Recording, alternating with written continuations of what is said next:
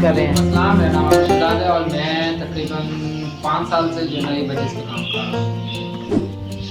और बजीज़ मेरा ख्याल में जो बजीज़ है वो सबसे बेहतरीन है, ठीक है। लवबर्ड भी बहुत अच्छे हैं, लेकिन जो नए आने वाले शौकीन हज़रात हैं उनके बजीज़ यानी कि स्टार्ट में जो अगर उन्होंने स्टार्ट करना है तो वो बजीज़ से स्टार्ट।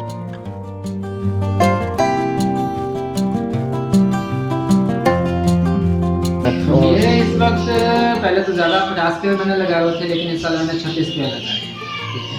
इसमें फैलो के भी हैं और एडेस के हैं। ब्लैक आई के मेरे पास नहीं, क्योंकि ब्लैक आई का जो रेट है वो बहुत ज़्यादा नीचे चला गया और इस वजह से मैंने ब्लैक आई का बिल्कुल ख़त्म कर दिया। ये क्या फैलो और एडेस चल रहा है, 200 का 250 का 300 का पैदा पीस निकल जाता है मेरा, ठीक है। अलहमदुलिल्लाह रोजी रोटी मिल रही है।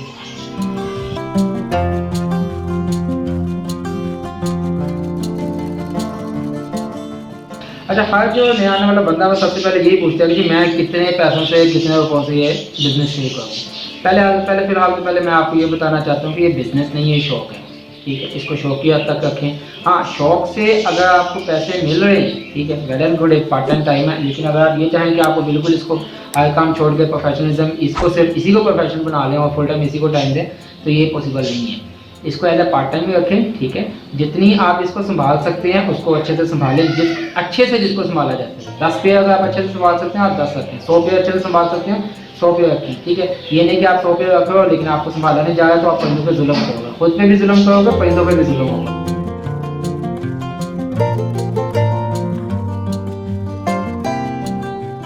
बात कितने पैसे से शुरू होती है, यानी कितने पेड़ से शुरू करना चाहिए। तो मेरा आने वाले हज़रात का जो मशवरा, सबसे पहले मैंने जो शुरू किया था काम, तो मुझे जिसने मशवरा, यानी कि मेरे जो टीचर ने मुझे मशवरा दिया था, उसने ये किया था कि आप 12 पेड़ से शुरू करो, यानी कि ज़्यादा से ज़्यादा या ब्लैक आई के लगा लो या रेड आई के लगा लो या फैलो के लगा लो। पहले मैं तो रिकमेंड नहीं करूँगा ज़्यादातर ब्लैक आई और रेड आई को रिकमेंड करूँगा, क्योंकि ये बच्चों को अच्छा पालते हैं। लेकिन जो फैलो है ये बच्चों को इतना अच्छा नहीं पालते, इनकी प्रोग्रेस भी इतनी अच्छी नहीं होती, ये 3 या 4 मैक्सिमम निकालते हैं।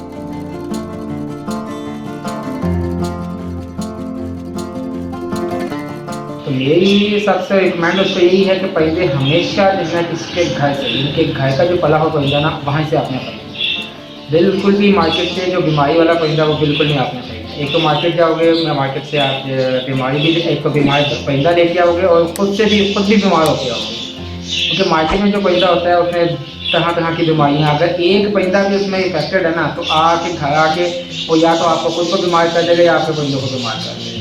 तो मोस्टली यही कोशिश करनी है, अगर आपने नए परिंदा खरीदने हैं तो हमेशा एक ऐसे बंदे से खरीदें जो शौक के साथ इसने परिंदे रखे हुए हैं, घर में रखे हुए हैं और उसको घर की फीड के ऊपर अच्छी, यानी कि फीड के ऊपर पाना।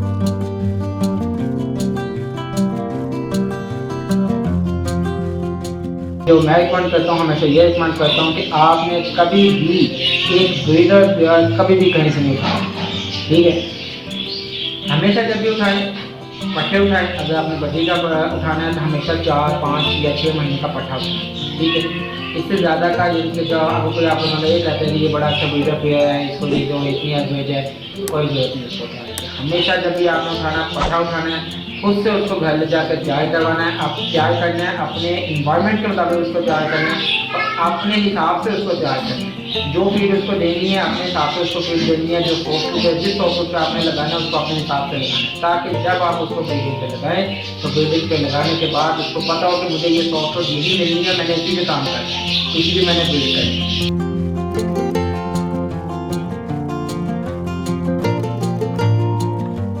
कौन सी खुराक में पाला जाए, क्या उनको दिया जाए, अगर उसको बाजरा दिया जाए या मिक्स दाना दिया जाए, तो मेरी तो रिकमेंडेशन यही है कि आप उसको मिक्स दाना दें, ठीक है। जिसमें बाजरा भी हो, जिसमें बजरी की अगर बात करें तो बजरी, बाजरा और चीना, इससे ज़्यादा और इसकी ज़रूरत नहीं है, ठीक है। बाजरा और चीना मिक्स करके दें, इनफ होता है, इसके लिए काफ़ी होता है। अगर सॉफ्टवेयर की बात करें, सॉफ्टवेयर में बहुत सी चीज़ें हैं, डिपेंड करता है कि आपने अपने परिंदे को किस हिसाब से अगर सेट करना है। अगर एक सॉफ्टवेयर आज दिए तो आपने उस हिसाब से भी उसको देना भी है। ये नहीं कि आप 10 दिन उसको चावल उबाल के देते हैं, ठीक है, 11वें दिन जाके आप उसको चने, भिगे चने दे दें तो वो नहीं खाएगा।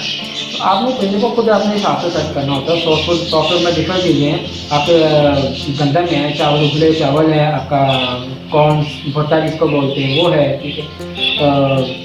दाल दाना मिक्स होता है, वो भी आप उसको भिगो के दे सकते हैं। इसके बाद स्प्राउट्स हैं। देनी वो चीज़ है जो आप डेली दे सकें, ठीक है, और ईजिली दे सकें, ताकि परिंदा आपको उस सॉफ्टवेयर के ऊपर सेट हो।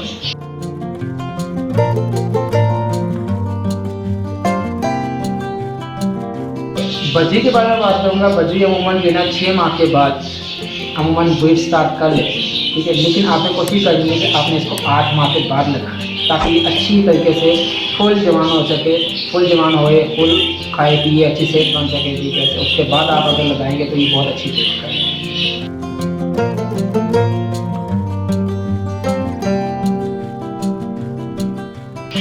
बजरी अमूमन एक सीज़न के अंदर, इनका सीज़न शुरू होता है 15 अगस्त के बाद आप इसको बॉक्स या कुजा लगाना शुरू कर दें, ठीक है।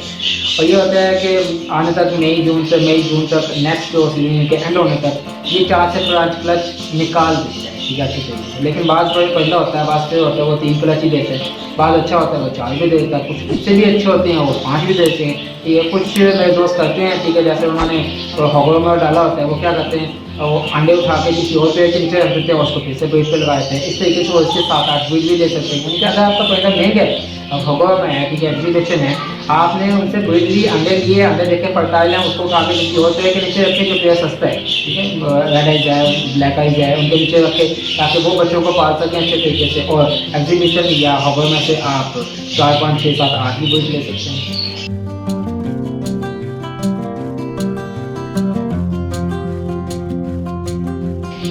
इनमें मेल फीमेल कैसे कंफर्म किया जाता है? तो अमूमन जो ब्लैक आइज होता है, ब्लैक आई बजी होता है, उसके मेल की नोज जो होती है वो ब्लू होती है, नीले रंग की होती है, और जो फीमेल होती है उसकी वाइट कलर की होती है।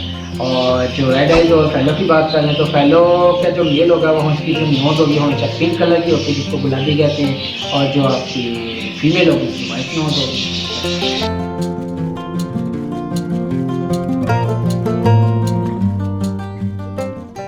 टेम्परेचर बजी की ब्रीड के लिए सबसे जो इम्पोर्टेंट चीज़ है वो इसका टेम्परेचर और ह्यूमिडिटी लेवल होता है। टेम्परेचर आपका जो मैक्सिमम जो ये बर्दाश्त कर सकते हैं जहाँ पे वो मैक्सिमम बात का वो 30 तक आप इसे ब्रीड कर ज़्यादा है तो आपको एहतियात करनी है। इन्होंने करते जाना है, ठीक है, ये बीमार हो जाएंगे तो वो मसला मसाइल इसको हो जाएगा। लेकिन मैक्सिमम 32 तक अगर टेम्परेचर पहुँच जाए नहीं जो बुलाई तो आपने इसकी ब्रीड रोक ली। बच्चे हैं तो जो है जो जो भी करना है 32 तक मैक्सिमम ये बता सकते हैं। तो मिनिमम टेम्परेचर होता है, मिनिमम इसका जो आइडियल टेम्परेचर होता है 20-26 होता है, 25-26 के बनाने बहुत अच्छी ब्रीड करता है। लेकिन मेरा मानना ये है कि ये तकरीबन 18-20 तक भी टेम्परेचर को अच्छा बर्दाश्त कर लेते हैं, वहाँ पे भी अच्छे ब्रीड आते हैं। इसी बात करते हैं ह्यूमिडिटी लेवल जो बहुत ज़्यादा इम्पोर्टेंट है। आजकल अगर ह्यूमिडिटी लेवल की बात की जाए तो ह्यूमिडिटी लेवल आजकल बहुत ज़्यादा है। तो आपने देखना है कि अगर ह्यूमिडिटी लेवल बहुत ज़्यादा बढ़ गया इनके 70% मैक्सिमम 70% तक ये सही ब्रीड का होते हैं ह्यूमिडिटी लेवल। अगर 70% ज़्यादा बढ़ गया, 80 हो गया, 90 हो गया, 90 में बहुत ज़्यादा हो गया, तो ये क्या करेंगे, अपने अंडे खराब कर देंगे, अंडों में बच्चे बैलेंस कर देंगे, ठीक है, बच्चों को मारना शुरू कर देंगे, ड्रॉप्स हो जाएंगे, और उसके इनमें मसले आँखों के मसले इनमें हो जाएंगे। तो आपने याद करनी है ह्यूमिडिटी लेवल को सेट करना 70 से नीचे, और जो आइडियल ह्यूमिडिटी लेवल होता है वो 45 इसके नीचे।